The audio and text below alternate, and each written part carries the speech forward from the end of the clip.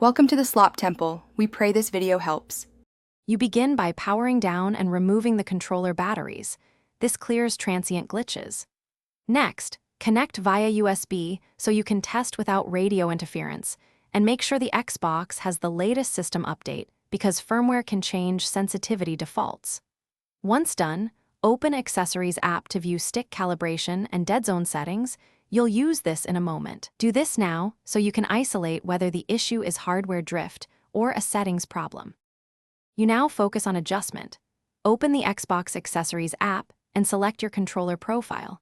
Use the on-screen stick diagnostics to confirm drift direction, then increase the dead zone slightly or lower outer stick sensitivity in small steps. This reduces the controller's response to tiny unintended inputs.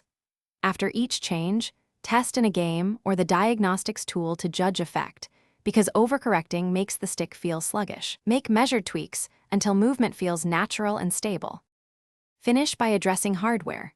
Remove the cap and blow compressed air around the stick pivot, then gently clean with a 90% isopropyl swab to remove grime that causes quick movement.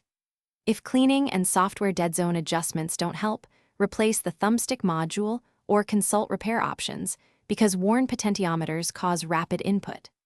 If still erratic, make sure to test the controller on another console to rule out console-specific issues. If it fails there too, seek repair or replacement. Thanks for watching. Consider subscribing if we helped you.